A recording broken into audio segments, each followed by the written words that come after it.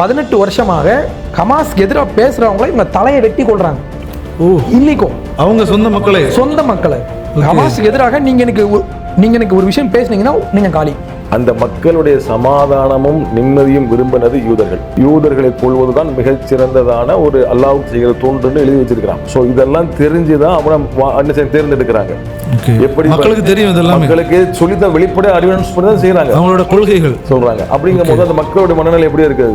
அது ஹமாஸ்ன்றது அந்த மக்களுக்கான ஒரு அரசாங்கம் கிடையாது. அது ஒரு தீவிரவாத கூட்டம்.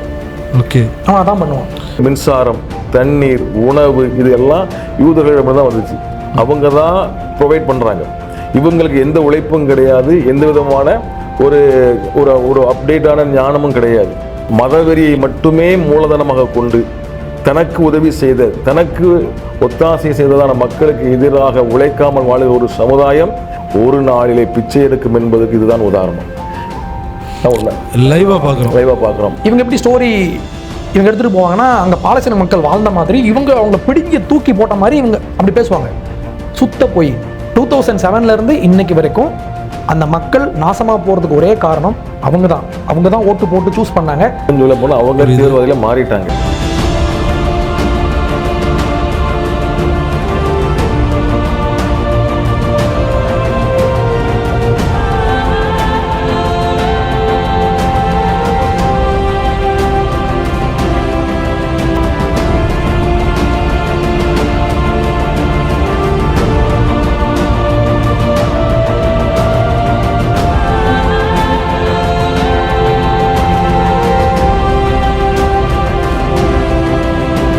இப்போ இருக்கிற இந்த பாலஸ்தீன் மக்கள் நம்ம பார்க்குறோம்ல, ஒரு சாப்பாட்டுக்கு கூட ஒரு நேர ஆகாரத்துக்கு கூட ஒரு தட்டை எடுத்துட்டு அந்த பிள்ளைங்கள் ரொம்ப கஷ்டப்படுறத நம்ம எல்லாருமே பார்க்குறோம்.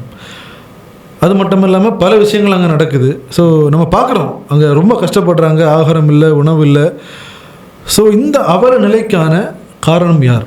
பாலஸ்தீன் மக்கள் தற்போது படுகிற இந்த அவல நிலைக்கான காரணம் என்ன? 100% அவங்க தான் காரணம். ஏன் நான் சொல்கிறேன், இப்போ 2000 2004-05 அந்த டைம் வரைக்கும் இவங்க என்ன பண்ணாங்க, இன்டிஃபாடான்னு சொல்லி ஒரு கலவரம் பண்ணாங்க. இன்டிஃபாடா மீன்ஸ் ஒரு புரட்சி. அவங்க இஸ்ரேலுக்கு எதிராக நாங்கள் புரட்சி பண்ணுறோன்னு சொல்லி ஒரு 5 வருஷம் பண்ணாங்க. இதை பண்ணது யார்? அராஃபத். அந்த 2000 ஆண்டுக்கான ஆரம்ப காலகட்டத்தில் இவர் பில் கிளின்டன் அவங்கள அழைச்சி அராஃபத்தையும் எஹூத் பாராக் அப்படின்னு சொல்கிற பிரைம் மினிஸ்டர் அவரையும் கூட்டு வச்சு பேசி வச்சு ஒரு சமாதானத்தை கொண்டு வரதுக்காக இவர் முடிவு பண்ணார். ஆனால் எந்த ஒரு விஷயத்துக்கும் அராஃபத் ஒத்துக்கல. அவர் என்ன பண்ணார், திருப்பி பாலஸ்தீன் போயிட்டு அங்கே போய் கலவரத்தை தூண்டி விட்டார். மக்கள் என்ன பண்ணாங்க, இஸ்ரேலுக்கு எதிராக பயங்கரமான கலவரம் பண்ணாங்க. ஸோ இஸ்ரேல் அமைதியை விரும்பினாங்க. அதற்கான வேலைகளை அமெரிக்கா பண்ணாங்க.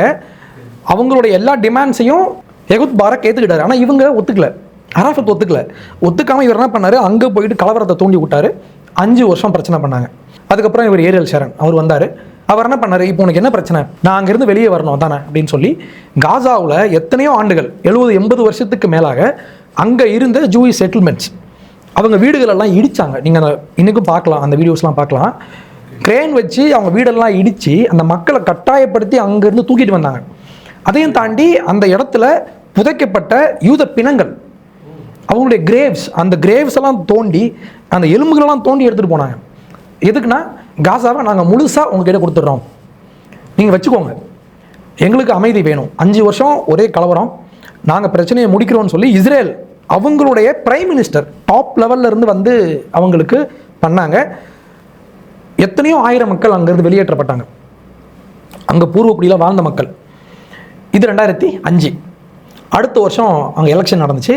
அமெரிக்கா அவங்க என்ன பண்ணாங்க, நீங்கள் ஒரு எலெக்ஷன் பண்ணி நீங்கள் உங்களுக்கான ஆட்சியாளர்களை சூஸ் பண்ணுங்க அப்படின்னு சொன்னால் இவங்க யாருக்கு ஓட்டு போட்டாங்கன்னா ஹமாஸ்க்கு ஓட்டு போட்டாங்க. இப்போ இருக்கிற இதே ஹமாஸ். ஓகே, 1988 அப்போ இருந்து ஆரம்பிக்கப்பட்ட ஒரு அமைப்பு. இது ஆரம்பிக்கும் போது அவங்களுடைய அறிக்கையில் அவங்க என்ன சொல்லிட்டு வந்தாங்கன்னா, இஸ்ரேலை நாங்கள் அழிப்போம் அப்படின்னு சொல்லி அறிக்கை விட்டு வந்தாங்க. ஆரம்பமே தீவிரவாதம் தான். ஆமாம், 88 every Jew will be eliminated. அதில் அவங்களுடைய வேதத்திலிருந்து வசனத்தெல்லாம் எடுத்து கோட் பண்ணி ஜூஸை நாங்கள் கொல்லுவோம்னு சொல்லி அவங்க ஓப்பன் ஸ்டேட்மெண்ட் விட்டு வந்தாங்க. அந்த மக்களை, அந்த கூட்டத்தை, அந்த ஒரு பயங்கரவாத கூட்டத்தை மக்கள் ஓட்டு போட்டு சூஸ் பண்ணாங்க 2006. அப்போ 2007 இவங்க ஆட்சிக்கு வராங்க. அராஃபத் ஒரு தீவிரவாதி அப்படின்னாலும் கொஞ்சம் அவர் இறங்கி வந்தார். இவங்க என்ன பண்ணாங்க, ஃபஸ்ட்டு பண்ண வேலையாக இவங்க முதல்ல என்ன பண்ணாங்க, அராஃபத்தை அங்கேருந்து அடித்து விரட்டினாங்க. காசாவில் இருந்த அராஃபத்தினுடைய படைத்தளங்களையும் ஆட்களையும் அடித்து விரட்டினாங்க. அவங்க வெஸ்ட் பேங்க் ஓடி போயிட்டாங்க. இப்போ 2007 இன்னைக்கு வந்து 18 வருஷம் ஆச்சு. 2007 அங்கே ஆட்சிக்கு வந்தவங்க இன்னைக்கு வரைக்கும் எலெக்ஷனே கிடையாது. எலெக்ஷனே இல்லை. ஆமாம், இன்னைக்கு வந்து ஃப்ரீ பாலஸ்டைன் பேசுவாங்கல்ல, வி நீட் என்ன அவங்க என்ன சொல்லுவாங்க, வி நீட் டெமோக்ரஸி அப்படிம்பாங்க. அவங்க வந்து உரிமை வேணும்பாங்க. இன்னைக்கு அவங்க ஓட்டு போட கூட இன்னைக்கு உரிமை கிடையாது. இதுதான் உரிமை. இதுதான் உரிமை. அடிச்சு விரட்டியாச்சு. 18 வருஷமாக ஹமாஸ்க்கு எதிராக பேசுறவங்கள இவங்க தலையை வெட்டி கொள்றாங்க. ஓ, இன்னைக்கும் அவங்க சொந்த மக்களை ஹமாஸ்க்கு எதிராக நீங்க எனக்கு ஒரு விஷயம் பேசுனீங்கன்னா நீங்க காலி. அப்போ சர்வாதிகாரம் இல்லை, சர்வாதிகாரம் தான். அவன் தீவிரவாதி, அவங்ககிட்ட வர என்ன இருக்கும். இவங்க தான் இப்போ டெமோக்ரஸி சொல்றாங்க. அப்போ லாஸ்ட் ஒரு 18 வருஷமா அவங்க 2007 ஆட்சிக்கு வந்தாங்க. ஆட்சிக்கு வந்த சில நாட்கள்லயே அங்கிருந்து இஸ்ரேலுக்குள்ள அவன் குண்டு போடுறான். அவன் ராக்கெட் லான்ச் பண்றான். 3000 ராக்கெட் லான்ச் பண்றான் ஆட்சிக்கு வந்து ஒரே வாரத்தில். அப்போ இவங்க திருப்பி அடிப்பாங்க. ஆப்ரேஷன் காஸ்ட் லீடுன்னு சொல்லி பேர். இவங்க உள்ள போய் அடிச்சாங்க. 2006-07 அந்த பீரியட்ல இவங்க வந்து டன்னல்லாம் தோண்ட ஆரம்பிச்சிட்டாங்க, சுரங்கங்கள். ஆமா, இன்னைக்கு காசால ஒரு 450 கிலோமீட்டருக்கு நீளமான டன்னல் கீழே இருக்கு. அந்த இடத்தினுடைய மொத்த நீளமே ஒரு 60 கிலோமீட்டர் தான் நீளம். ஓ, அதுக்குள்ள இவன் 350 கிலோமீட்டர் 400 கிலோமீட்டருக்கு டனல் கட்டி வச்சிருக்கான். எதுக்கு பிரதர் இந்த டனல் கட்டி வச்சிருக்காங்க? அவன் ஒளிஞ்சிக்கிறதுக்கு. தீவிரவாதி யோகியனுக்கு இருட்டில் என்ன வேலை? அவன் ரொம்ப நல்லவன் தானே, ஏன் உள்ள போய் எதுக்கு ஒளிஞ்சிருக்கான்? இவன் என்ன பண்ணா, அந்த உள்ள ஒளிஞ்சுக்கிட்டு 2005 அந்த பக்கமா ரோந்து போன ஒரு இஸ்ரேல் வீரர், அவருக்கு 19 வயசு, அவரை கடத்திட்டு போயிட்டு உள்ள வச்சிருந்தானுங்க. 5 வருஷம் வச்சிருந்தானுங்க. 5 வருஷம். அந்த 5 வருஷம் கழிச்சு 2011 அவரை வந்து ரிலீஸ் பண்றதுக்காக பேச்சுவார்த்தை பண்ணாங்க. அவரை ரிலீஸ் பண்ணப்போ அதுக்கு பதிலாக 1047 பாலஸ்தீன தீவிரவாதிகள், அவங்கள வந்து இஸ்ரேல் ஜெயிலில் இருந்தாங்க, அவங்கள விடுதலை பண்ண நான் இவனை விடுறேன்னு சொன்னாங்க. டிமாண்ட் வச்சாங்க. ஒருத்தருக்கு 1000 பேர். ஓ, இஸ்ரேல் கவர்மெண்ட் அதையும் கேட்டு அதை ஃபுல்ஃபில் பண்ணாங்க. அதில் வெளியே வந்த ஒருத்தர் தான் யாஹ்யா சின்வார். ஓ, சின்வார் 2011 வெளியே வந்தவன். ஓகே, அவன் 2017 அங்கே வந்து டாப் பொசிஷனுக்கு வரான். அங்கேருந்து October 7 பிளான் பண்ண தான் வந்தான். ஓகே, அப்போது 2007 இன்னைக்கு வரைக்கும் அந்த மக்கள் நாசமாக போகிறதுக்கு ஒரே காரணம் அவங்க தான் ஓட்டு போட்டு சூஸ் பண்ணாங்க. இன்றைக்கும் பெரும்பாலான மக்கள் அவங்கள தான் ஆதரிக்கிறாங்க. இஸ்ரேல் என்ன சொல்கிறாங்க, நீங்கள் வந்து ஹமாஸ் விட்டு வெளியே வாங்க, நாங்கள் உங்களுக்கு எல்லாம் பண்ணித்தரோன்னு இவங்க சொல்கிறாங்க. இவங்களுக்கு மனசு இல்லை. ஏன்னா இவங்க வந்து ஒரு டெத் கல்ட், சாவை விரும்புகிற ஒரு கூட்டம். நாங்கள் வந்து புனித போர் நடத்தி நாங்கள் சாவோம் அப்படின்னு சொல்லி அந்த ஒரு ஐடியாலஜி கொண்டவங்க. இவங்க திருந்த மாட்டாங்க. ஸோ இன்னைக்கு இவங்க சோத்துக்கு வழி இல்லாமல் இன்னைக்கு போனதுக்கு காரணம் யாருன்னா அவங்க தான். இப்போ October 7 அன்னைக்கு நீங்கள் பார்த்தீங்கன்னா உள்ளே வந்து அடித்தது நாட் ஓன்லி ஹமாஸ். நம்ம பார்க்கலாம், உள்ளே வந்து பொதுமக்கள் உள்ளே வராங்க. ஓ, இப்போ இஸ்ரேல் செட்டில்மெண்ட் உள்ள அந்த பார்டரை உடச்ச உடனே சின்ன பசங்கள்லேருந்து எல்லாம் உள்ளே வராங்க. உள்ளே வந்து யூதர்களை கொன்னுட்டு அவங்களுடைய வீட்டை வந்து இவங்க கொள்ளையடிக்கிறாங்க. கொள்ளையடிச்சு உள்ளே இருந்த பொருட்கள்லாம் எடுத்துகிட்டு போயிட்டு அந்த வீட்டுக்கு வந்து தீ வைக்கிறாங்க. இதை பண்ண பொதுமக்கள். நம்ம இன்னைக்கு பேசுகிறோம்ல, அப்பாவி பொதுமக்கள் சொல்கிறோம்ல, அவங்க பண்ண வேலை இது. ஹமாஸ் மட்டும் உள்ளே வரல, 6000 பேர் உள்ளே வந்து அடித்தாங்க. அவங்க மட்டும் கிடையாது, பொதுமக்களும் உள்ளே நுழைஞ்சி இந்த வேலையை பண்ணாங்க. அப்போ அந்த யூத வெறுப்பு, அந்த வெறுப்புன்றது அவங்களுக்குள்ள அப்படியே உறைஞ்சி கிடக்கு. அந்த வெறுப்பின் வெளிப்பாடு தான் இது. அப்போது இவங்க இன்னைக்கு அடி வாங்குறாங்க. இப்படி இஸ்ரேலுக்கு திருப்பி அடிக்கிறாங்கன்னா இவங்க பண்ண பாவம், இவங்க பண்ண அக்கிரமம். ஸோ இதில் இன்னொன்று கேட்க விரும்புகிறது என்னென்னா, அப்போது இஸ்ரேல் வந்து தன்னை தற்காத்துக்கொள்ள சில விஷயங்களை முன்னெடுத்தாங்க. ஸோ அதனால் இஸ்ரேல் வந்து பயங்கரவாதி மாதிரி இவங்க போர்ட்ரேட் பண்ணுறாங்கல்ல. ஆனால் October 7 இவ்வளோ பெரிய ஒரு கொடூரங்களை நிகழ்த்தின இந்த ஹமாஸ் மற்றும் அங்கே உள்ள மக்களை பற்றி யாருமே இவங்க இவ்வளோ பெரிய ஒரு பயங்கரவாத செயலை செஞ்சாங்கன்னு சொல்லவே மாட்டேங்கிறாங்களே. இதனால அவங்கள வந்து மிலிட்டன்ஸ்னு சொல்லுவாங்க, ஆயுதம் தாங்கிய போராளிகள். போராளிகள்ன்ற ரேஞ்சுக்கு அவங்க கொண்டு போயிட்டாங்க. இவங்க என்ன சொல்லுவாங்கன்னா, இஸ்ரேல் இவ்வளவு நாள் அவங்க இடத்த வந்து பிடுங்கி வச்சுக்கிட்டாங்க, இவங்க திருப்பி அடிக்கிறாங்க. ஆனால் அது போய் எந்த காலத்திலுமே இஸ்ரேல் மக்கள் அவங்களுடைய செட்டில்மெண்ட்டை போய் பிடுங்கினதாக எங்கேயுமே வரலாறு கிடையாது. இது இஸ்ரேலுடைய தாய்மண். அந்த நாட்டுக்கு அவங்க திரும்பி வராங்க. திரும்பி வர்றப்ப கூட சும்மா வந்து ஓசியில் வந்து குடியேறல, அவங்க காசு கொடுத்து வாங்கினாங்க. அது எவிடன்ஸ் எல்லாமே நான் பார்த்துருக்கேன். இன்னைக்கு இருக்கிற அவங்களுடைய டெல் அவீவ் நகரம், அந்த நகரம் 1909 அப்போ வெறும் ஒரு மண் மேடா இருக்கு. அந்த போட்டோஸ் இருக்கு, நீங்க காட்டுங்க மக்கள் கிட்ட. வெறும் ஒரு மணல் மேடா இருக்கு. அந்த மணல் மேடை இவங்க காசு கொடுத்து வாங்கி அங்க இவங்க செட்டில்மெண்ட்ஸ் வந்து அமைக்கிறாங்க. அது வெறும் பாலைவனம். இப்போ எப்படி இவங்க எப்படி ஸ்டோரி இவங்க எடுத்துட்டு போவாங்கன்னா, அங்க பாலஸ்தீன மக்கள் வாழ்ந்த மாதிரி இவங்க அவங்கள பிடிங்கி தூக்கி போட்ட மாதிரி இவங்க அப்படி பேசுவாங்க. சுத்த போய் இஸ்ரேல் ஜூஸ் வந்து அங்கே வந்து குடியேற ஆரம்பிக்கப்பட்ட அந்த காலகட்டத்தில் அதெல்லாம் வெறும் ஒரு பாலைவன பகுதியாக தான் இருந்துச்சு. இன்னைக்கு உலகமே பார்க்குற ஒரு நகரமாக இருக்கு டெல் அவிவ். இன்னைக்கு இஸ்ரேல் மட்டும் இல்லை, இன்னைக்கு உலகத்திலேயே ஒரு one of the most important economic hubs. பெரிய பெரிய ஐடி கம்பெனிஸ், பெரிய பெரிய கார்பரேஷன், கூகுள்லாம் அங்கே இருக்காங்க. கூகுள், IBM அவங்கெல்லாம் அங்கே ஆஃபீஸ் வச்சுருக்காங்க. வானளாவிய பில்டிங்ஸ்லாம் இன்றைக்கி அங்கே உண்டு. வெறும் மணல் குன்றிலேருந்து ஆரம்பிக்கப்பட்ட ஒரு விஷயம். அப்படியே காசா போங்க, அங்கே வெறும் மண் குன்றா இருக்குது. ஏன்னா இவன் இஸ்ரேல் கூட சேர்ந்து வளர்ந்துருக்கலாம். பத்தாவதுக்கு சுரங்கமும் இருக்குது. சுரங்கம் கட்டி உள்ளே வாழ்ந்துட்டு இருக்காங்க. தீவிரவாதி தான் உள்ளே போய் ஒளிஞ்சுப்பான். யோகி எதுக்கு உள்ளே போய் ஒளியணும்? நீங்கள் அதில் சொல்கிறது போது கூட இஸ்ரேல் ராணுவம் வந்து தன்னுடைய மக்களை காப்பதற்காக முன்னே போய் நிற்கிறான். மக்களை பேக்கில் சேஃப் பண்ணிட்டு முன்னே நிற்கிறான். ஆனால் இவங்க வந்து மக்களை மேலே விட்டுட்டு இவங்க எங்கே போயிடுறாங்க? ஏன்னா இவங்களுக்கு பொதுமக்கள் சாகுறாங்க அப்படின்னா அவங்களுக்கு ஒரு PR பூஸ்ட். அது ஓகே, மக்கள்கிட்ட நம்ம போய் காட்டலாம். பாருங்க இவ்வளோ பேர் இப்போ பார்த்தீங்கன்னா டெய்லி ஒரு கவுண்ட் சொல்கிறான். 30 பேர் 40 பேர் இறந்துட்டாங்க. அந்த கவுண்ட்டை வந்து இவன் மக்கள்கிட்ட கொண்டு போய் சேர்க்கும் போது நமக்கு ஒரு சிம்பத்தி ஒன்று கிரியேட் ஆகும். ஓகே, அப்போ 300 கிலோமீட்டருக்கு கீழே வந்து பதுங்கு சுரங்கம் போட்டு வச்சவன் மக்களை கொண்டு அங்கே வைக்க வேண்டியது வைக்கலாம். நல்ல கேள்வி. அவ்வளோ யோகியன்னா மக்களை பாதுகாக்க வேண்டியவன் இவன் அவங்கள உள்ள அனுப்பிட்டு இவன்லாம் மேலே வந்து அடிச்சுக்கணும். மக்களை மேலே விட்டுட்டு இவன் உள்ள ஒளிஞ்சுக்கிறான். ஆமா, இப்போ கூட நான் பார்த்தேன். இப்போ ஒரு 2 monthsக்கு முன்னால ஒரு சீஃப் கமாண்டர் ஒரு ஹாஸ்பிட்டல் இருக்கு. ஓகே, ஒரு ஃபாரின் நேஷனல்ஸ் கட்டின ஒரு ஹாஸ்பிட்டல், அதுக்கு கீழே இவன் ஒளிஞ்சிருக்கான். அதுக்கு கீழே வந்து பாதை போட்டு உள்ள போய் ஒளிஞ்சிருக்கான். இவன் என்ன பண்ணோம், மக்கள் உங்களுக்கு ஓட்டு போட்டு உங்களை சூஸ் பண்ணாங்க, நீங்க மக்களை உள்ள அனுப்பிச்சிட்டு நீங்க மேல இருந்து நீங்க வந்து ஃபைட் பண்ண மாட்டாங்க.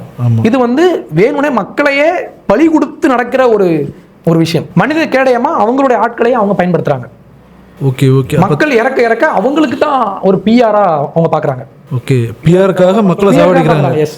ஓகே, இப்போ நீங்கள் சொல்கிற எல்லா விஷயத்தையும் வச்சு பார்க்கும்போதும் இப்போ இந்த மக்கள் படுற எல்லா அவலநிலைக்கும் அந்த மக்கள் எடுத்த தவறான முடிவு தான் காரணம். அவங்க எப்போ ஹமாஸை தேர்ந்தெடுத்தாங்களோ வெளியில் போராளின்னு சொல்கிறாங்க, பார்க்கும்போது தெரியுது முழுக்க தீவிரவாதம் தான் அங்கே நடக்கு அப்படின்ட்டு. இவங்க எடுத்த இந்த தவறான முடிவு தற்போது நம்ம கண் முன்பாக பார்க்குறோம். அந்த நகரம் எலும்பு கூட மாறி இருக்கு. Okay brother, okay brother, Sudhakar brother, ரொம்ப அருமையாக கெவின் பால் அவங்க சொன்னாங்க. ஸோ இதே கேள்வி உங்கள்கிட்டையும் கேட்குறேன். தற்போதைய இந்த பாலஸ்தீன் மக்களுக்கான இந்த நிலைக்கு அவல நிலைக்கு காரணம் என்ன? உங்களுடைய பார்வை என்ன? பிரதர் ஓரளவு தெளிவாக சொல்லிட்டாங்க. இந்த 2003 ஏரியல் ஷெரோன், அப்போ அவர் தான் பிரதம மந்திரியாக இருக்கிறாரு. ஸோ அவர் தான் வித்ட்ரா பிளானை கொடுக்குறாரு, யூதர்களை அந்த காசாலேருந்து வெளியில் வாங்க அப்படின்னு சொல்லி. ஏன் அப்படின்னா யூதர்கள் இருந்தால் அவங்களுக்கு நிம்மதியாக வாழ முடியாது, சமாதானமாக இருக்க முடியாது அப்படின்னு ஒரு பெரிய மனதோடு கூட உள்ள நாட்டில் எதிர்ப்பையும் மீறி ஏரியல் ஷெரோன் என்ன செய்கிறாருன்னா அவங்க எல்லாரும் வெளியில் கொண்டு வராரு. பிரதர் சொன்ன மாதிரி அங்கே ரொம்ப ஆண்டாண்டு காலமாக வாழ்ந்தவங்களெல்லாம் தட்டி விட்டு நீங்கள் வாழ்ந்துடுங்க, அவங்க நிம்மதியாக வாழட்டும் அப்படின்னு சொல்லி அந்த மக்களுடைய சமாதானமும் நிம்மதியும் விரும்பினது யூதர்கள். அப்போ பாலஸ்தீனியர்கள் நன்றாக வாழ வேண்டும் என்ற விருப்பம் யார்கிட்ட இருக்குன்னு கேட்டிங்கன்னா யூதர்கள்ட்ட தான் இருக்குது, அவங்ககிட்ட தான் இருக்குது. அப்போ இவங்க வித்ட்ரா பண்ணி வெளியில் கொண்டு வந்துடுறாங்க. அப்போ 2 கட்சி இருக்குது, ஒன்று ஹமாஸ், இன்னொன்று ஃபத்தா. அப்படிங்கிற கட்சி யாருதுன்னா இவர் நம்ம PLO லீடராக இருந்தார்ல, அவங்க டீம் தான் அந்த கட்சி. இந்த 2 பேரும் இந்த கட்சியில் பார்க்கும்போது ஹமாஸை வெற்றி பெற வைக்கிறாங்க. ஹமாஸுடைய பைலாவிலேயே யூதர்களை கொள்வது தான் மிகச்சிறந்ததான ஒரு அல்லாவுக்கு செய்கிற தொண்டுன்னு எழுதி வச்சிருக்கிறான். அவங்களோட பைலாவே அப்படிதான் இருக்குது. ஸோ இதெல்லாம் தெரிஞ்சுதான் அவனை தேர்ந்தெடுக்கிறாங்க. எப்படி மக்களுக்கு தெரியும், மக்களுக்கு சொல்லித்தான் வெளிப்படையாக அறிவியன்ஸ் பண்ணி தான் செய்யறாங்க, அவங்களோட கொள்கைகள் சொல்றாங்க. அப்படிங்கும் போது அந்த மக்களுடைய மனநிலை எப்படி இருக்குது நீங்க நல்லா புரிஞ்சுக்குவாங்க. உங்களை வாழ வைக்க வேண்டும் என்று விரும்பின யூதர்களுக்கு எதிராக அவர்களை கொலை செய்வோம் என்று பைலாவில் எழுதினவர்களை தேர்ந்தெடுப்பார் என்று சொன்னால் அந்த மக்களுடைய மனநிலை எப்படி இருக்குங்கிறத பார்த்துக்கணும். இதுதான் அதை நம்ம விளங்கிக் கொள்கிற உண்மை. அப்போ தேர்ந்தெடுக்கிறாங்க. எடுத்ததுக்கு பிறகு வளர்ச்சியை நோக்கி அவங்க ஏதாவது செஞ்சாங்களான்னு கேட்டால் இல்லை. எந்த விதமான இப்போ நீங்கள் பார்த்தீங்கன்னா நிறைய தோட்டங்கள், திராட்சை தோட்டங்கள், நிறைய விவசாய பண்ணைகள்லாம் வச்சுருந்தாங்க. எங்கே காசால யூதர்கள் வச்சுருந்தாங்க. அதை பூரா அழித்தார்கள். முதல் வேலையாக சுதந்திரம் கிடைக்கவும் அந்த யூதர்கள் குடியிருப்பு எல்லாம் காலி பண்ணி போகவும் அங்கே இருக்கிற விவசாய பண்ணைகள், தோட்டங்கள் எல்லாம் வேண்டுமென்று அழித்தார்கள். நல்ல பலன் தரக்கூடிய மரங்கள்லாம் வெட்டினாங்க. வெட்டி அந்த இடத்தை பூராமே ராக்கெட்டுகளை செய்வதற்கும் வன்முறையை கையாளுவதற்கு என்னென்ன உண்டோ அந்த வேலையை தான் இவங்க செய்ய ஆரம்பிச்சாங்க. பயங்கரவாதத்துக்கான பிளான் ஆமாம், அப்போவே ஆரம்பிச்சிட்டாங்க. ஸோ நான் சொல்ல வரேன் அப்படின்னா இந்த அவலநிலைக்கான காரணம் என்ன என்று சொன்னால் அவ்வளவு அதன வரைக்கும் அவங்களுக்கு மின்சாரம், தண்ணீர், உணவு இது எல்லாம் யூதர்களிடம் தான் வந்துச்சு. அவங்க தான் ப்ரொவைட் பண்ணுறாங்க. இவங்களுக்கு எந்த உழைப்பும் கிடையாது, எந்த விதமான ஒரு ஒரு ஒரு அப்டேட்டான ஞானமும் கிடையாது. ஸோ அவங்களுடைய அனைத்து தேவைகளும் யூதர்கள் சந்திச்சுட்டு வராங்க. அவங்க மூலமாக தான் அவங்களுக்கு போய்கிட்டு இருக்குது. அப்போ உணவு அளித்த, நீர் கொடுத்த இவர்களுக்கு எதிராக வன்முறை என்ன செய்கிறாங்க, அவங்க செய்ய ஆரம்பிக்கிறாங்க. அதனுடைய விளைவு தான் நம்ம இப்போ சமீபத்தில் பார்க்குறோம். அப்போது உழைக்காமல் ஆக்கப்பூர்வமான பதிலுக்கு போகாமல் இருக்கிற ஒரு சமுதாயம் ஒரு நாளிலே பிச்சை எடுக்கும் என்பதற்கு இதுதான் உதாரணம். லைவாக பார்க்குறோம். மதவெறியை மட்டுமே மூலதனமாக கொண்டு தனக்கு உதவி செய்த, தனக்கு ஒத்தாசை செய்ததான மக்களுக்கு எதிராக உழைக்காமல் வாழ்கிற ஒரு சமுதாயம், அதனுடைய விளைவு என்ன என்பதற்கு உலக மக்களுக்கு ஒரு சிறந்த எடுத்துக்காட்டு இந்த பாலஸ்தீனின் அவநிலை என்பதை நாம் புரிந்து கொள்கிறோம். இதுதான் அடிப்படையாக நம்ம சொல்ல வேண்டிய ஒரு செய்தி. ஓகே பிரதர், இதில் இன்னொரு பாயிண்ட் இருக்கு பிரதர். இப்போது இஸ்ரேல் வந்து பாலஸ்தீன மக்களை அழிக்கணும் அப்படின்னு நினச்சா ஒரே ஒரு குண்டு போட்டு முடிச்சிடலாம். ஆனால் இவங்க என்ன பண்ணுறாங்க, இப்போ அரேப் கண்ட்ரிஸ் முக்கியமாக கத்தாரில் இருந்து அவங்க என்ன பண்ணாங்க, நாங்கள் வந்து பாலஸ்தீன மக்களுக்கு நாங்கள் வந்து பண உதவி பண்ணுறோன்னு சொல்லி அவங்க வந்து முன் வந்தாங்க. அப்போ இஸ்ரேல் கவர்மெண்ட் தான் சொன்னாங்க, நீங்கள் டைரெக்டாக பணத்தை கொடுத்தீங்கன்னா அந்த பணம் வந்து ஹமாஸ்க்கு போகும், எங்கள் மூலமாக கொண்டு போங்க அப்படின்னு சொல்லி ஐநாவும் இஸ்ரேலும் சேர்ந்து இப்போ என்ன ஒரு ஐடியா பண்ணாங்கன்னா, நீங்கள் பணத்தை வந்து எங்ககிட்ட கொடுங்க, நாங்கள் ஐநா சபையை முன்ன வச்சுக்கிட்டு பாலஸ்தீன மக்களுக்கு நாங்கள் அந்த பணத்தை வந்து எடுத்துகிட்டு போகிறோம்னு சொல்லி ஒரு அக்ரிமெண்ட் போட்டாங்க. தீவிரவாதிகளுக்கு போகாமல் டைரெக்டாக மக்களுக்கு. ஆமாம். ஆனால் மக்களுக்குன்னு போன பணம் எல்லாமே அங்கே தான் போயிருக்கு, அது ஹமாஸுக்கு தான் போயிருக்கு. அவ்வளோ பில்லியன் ஃபண்டை எடுத்துகிட்டு போயிட்டு இவன் வந்து சுரங்கம் போட்டு வாழ்ந்துட்டு இருக்காங்க இன்னைக்கு. இப்போ கூட நிறைய வீடியோஸ் நம்ம பார்க்க முடியுது, உலகளவில் இருந்து கொடுக்கப்படுகிற எய்டு எல்லாமே இந்த ஹமாஸ் தீவிரவாதிகள் அதை கேப்சர் பண்ணி கொண்டு போறது, மக்களுக்கு கொடுக்காம தங்களுடைய பகுதிகளுக்கு கேப்சர் பண்ணி கொண்டு போறதையும் அந்த மக்கள் நின்று பரிதபிக்கிறதையும் நம்ம வீடியோல பார்க்க முடியுது, லைவா பார்க்க முடியுது. அது ஹமாஸ்ன்றது அந்த மக்களுக்கான ஒரு அரசாங்கம் கிடையாது, அது ஒரு தீவிரவாத கூட்டம். ஓகே, அவன் அதான் பண்ணுவான். ஓகே, உங்க ரெண்டு பேருடைய விளக்கங்கள் பதில்கள்லேருந்து பார்க்கும்போது நன்மை செய்த ஒரு நாட்டிற்கு, அதாவது நன்மை செய்த ஒரு மக்களுக்கு எதிராக தீமை நினைத்தவர்களுக்கான முடிவு எப்படி வரணுங்கிறத லைவாக நம்ம பார்க்குறோம். இதுதான் இதற்கான பதில். அப்போது இந்த பாலஸ்தீன் என்கிற ஒரு நாடு தற்போது இந்த அளவுக்கு எலும்பு கூடாக மாறி சோத்துக்கு வழி இல்லாமல் பிச்செடுக்கிற நிலைமைக்கு வருதுன்னா இதற்கு முக்கியமான காரணம் அந்த மக்கள் எடுத்த தவறான முடிவு, தீவிரவாதிகள் கையில் ஆட்சியை கொடுத்தது தான் எல்லா விளைவுக்குமான காரணம்ங்கிறது மிக தெளிவாக மாறிட்டு இருக்காங்க. அதையும் பார்க்குறோம். ரொம்ப நன்றி பிரதர். ஓகே.